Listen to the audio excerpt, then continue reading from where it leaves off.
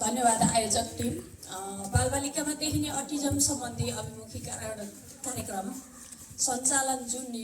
यस संस्थाले आज हामीलाई जुन ट्रेनिङ मार्फत दिनुभएको छ, यो एकदम हाम्रो लागि एकदम प्र्याक्टिकली रूपमा पनि हामीले धेरै कुरा सिकिसकेका छौँ र यसलाई हामीले हाम्रो विद्यालयमा विशेष गरी अब शिक्षक शिक्षिकालाई चाहिँ अलिकति इन्टिग्रेटेड गरेर उहाँले चाहिँ यो ट्रेनिङ हामी मार्फत दिनुभएको छ। यो कुरालाई पनि हामीले एउटा टिचरको नाताले हामीले विद्यार्थीहरूलाई पनि एउटा इन्डिभिजुअली रूपमा चाहिँ केस स्टडी गरेर त्यसरी चाहिँ हामी जान सकिन्छ भन्ने कुरा पनि उहाँले यो ट्रेनिङ मार्फत हामीलाई चाहिँ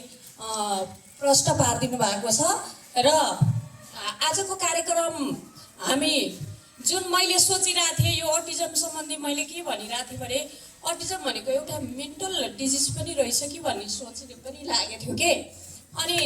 यसमा आउँदाखेरि बच्चाको मेन्टल प्रब्लम होइन, यो चाहिँ बच्चामा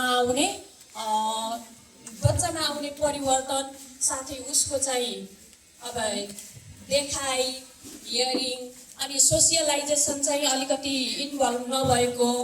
अनि त्यसपछि उसको दृष्टिमा पनि अलिकति उसले चाहिँ एकाग्र रूपमा चाहिँ हेरिरहेको र अरू कुराहरूलाई पनि त्यसले विशेष गरेर ख्याल नगरेको, त्यस्ता कुराहरूलाई पनि यसमा अटिजम सम्बन्धी पनि जोडिँदो रहेछ भन्ने कुरा पनि यस कुराबाट यस ट्रेनिङ मार्फतबाट पनि हामीले थाहा पायौँ। र आजको यस स्थान श्रवण हियरिङ एन्ड चाइल्ड केयर सेन्टरको प्राङ्गणमा हाम्रो आयोजक टिम पहिलो पाइला नेपाल बुटल शाखा र हाम्रा सम्पूर्ण शिक्षक साथीहरू पनि यस कार्यक्रममा जुटेर धेरै कुराहरू सिक्न पाउने अवसर पाउनुभयो र म पनि धेरै कुराहरू सिक्न पाएँ र यो कुरालाई पनि मैले आफ्नो विद्यालयमा लगेर विद्यार्थीहरू मार्फत र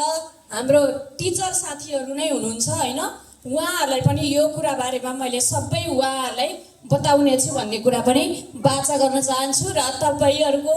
यो संस्था आगामी दिनमा पनि एकदम एक्टिभ भएर जाओस् भन्ने शुभकामना दिँदै यहाँबाट बिदा हुन चाहन्छु। हस्त धन्यवाद।